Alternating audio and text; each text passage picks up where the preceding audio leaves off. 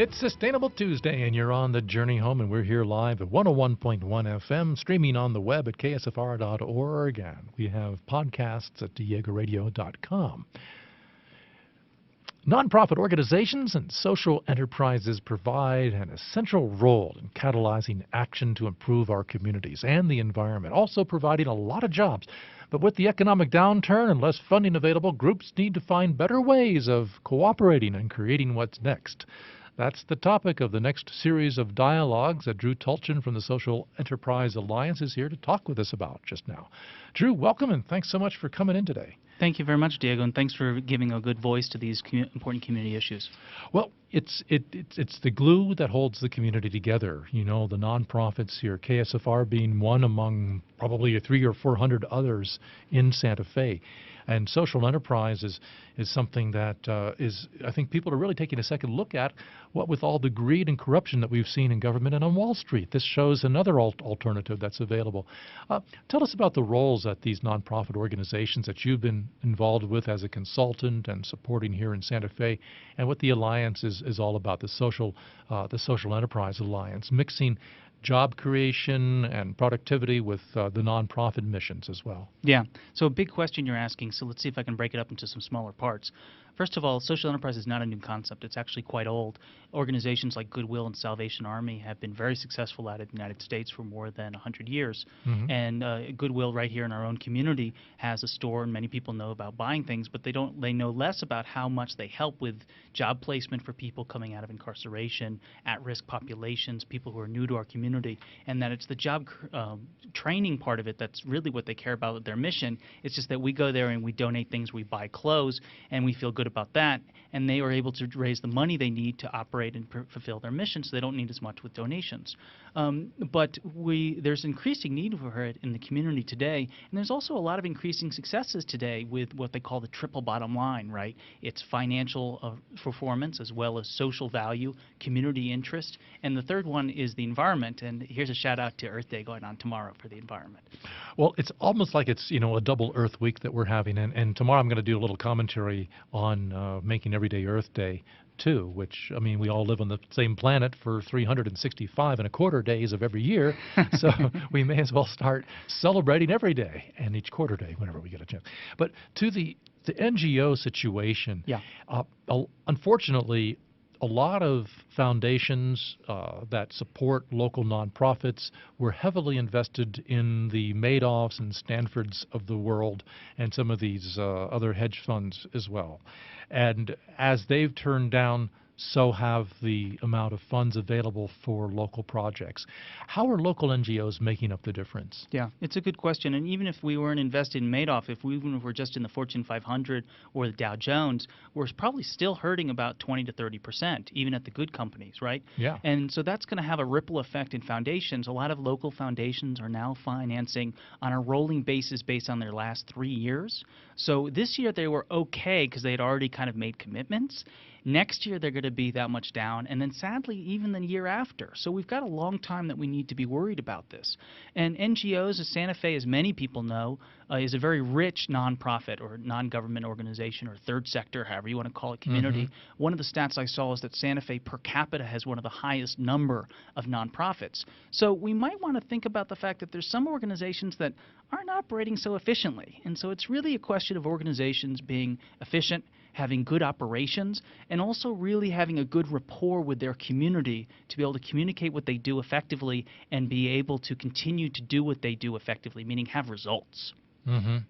And so these conversations and dialogues you've been putting together here at the Santa Fe complex have been designed to help these NGOs or groups come together and figure out how to streamline their operations, cooperate, collaborate, and maybe save some money. Exactly. Tomorrow morning from 8:30 to 10 a.m. at the Santa Fe complex off of Agua Fria Street, the second NGO meetup will take place, which is co-sponsored by the Leadership Santa Fe, Social Enterprise Ventures, Social Enterprise Associates, and the Complex. And it's also been supported by the Santa Fe Community Foundation and New Mexico Association of Grant Makers. And the idea of this is that our community has a lot of the solutions we need. There's a gentleman named Bob Moses from the 1960s who signed up, worked in Mississippi for voting rights. And his thing was, you don't need people coming from outside to tell you what to do. You just need to give people the opportunity to talk to each other and have them find the solutions themselves, to share information. And sometimes people don't know that they have their own solutions, and they don't have that power. And so we really want to just create a space for people to come together and for us to work collectively together on collaborations, how we can help each other, what we can do, the whole united we stand, divided we fall idea. Is this the Santa Fe Bob Moses? I don't know the Santa Fe Bob Moses, but this gentleman was, I thought, very visionary, and now he's teaching math in Boston. It's a different Bob Moses. Okay. I just wanted, hey, Bob. It's not you we're talking about, but that's okay. When it comes to the kind of collaborative aspects of working NGOs, I know the foundations, when they give a grant, they like to see participation among a number of groups working together because they figure they're going to get more for their money that they invest into the community that way. Can you talk a little bit about how groups set up collaborative relationships or strategic partnerships or whatever you want to call them? Yeah, well, I think it's a good question. One thing is that there's language, right? And someone's got a hot language of today. Sadly, sustainability is at risk of becoming that, where it almost means nothing because it means everything to everybody. So when we think about a collaboration, what I think is important is to think about what we're trying to accomplish, what's the goal, and what does each partner bring to the party and to the table. Yeah. Good collaborations are like relationships. They take time, right? They take a lot of effort. And the question is whether that time and money spent to do the collaboration is going to yield a greater value than just going it alone. And we hope that it is, because we see in a lot of communities, even in Santa Fe, where there's overlapping, there's a lot of homeless groups, even though homelessness hasn't gone away.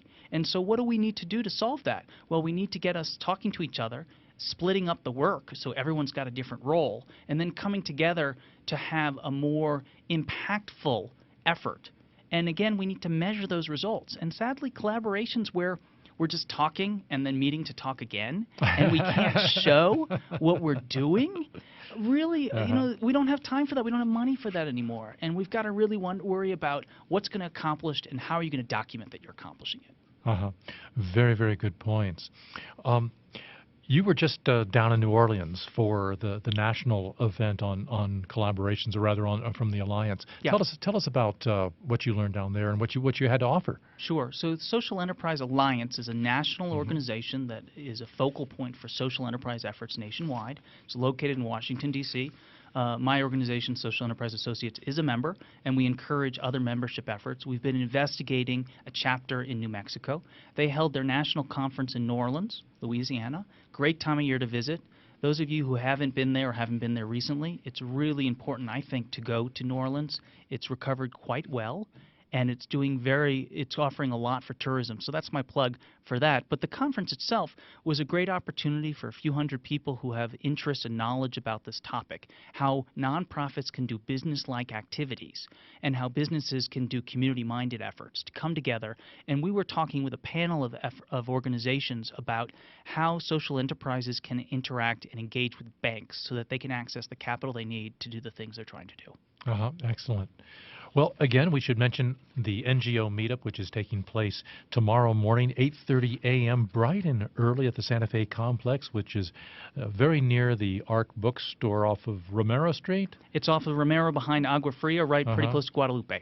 I think that building, was that building possibly the old co-op before La Montanita moved into town? I believe it was back then. This is a game we play in Santa Fe. I didn't know that building used to be. Okay, it's 8:30 tomorrow morning until 10 o'clock, and it's for local NGO leaders, employees, funders, board members, and friends of all the local nonprofits. It's hosted by Social Enterprise Associates and Social Enterprise Ventures. And exactly. And if people can't make that day, they're welcome to get in touch with us. You can reach me online at socialenterprise.net, and you're welcome to email me at drew@socialenterprise.net, and we'd be happy to hear from you and fill you in. Great. Thanks a lot for coming in, Drew. Thank you. Drew Tulchin on the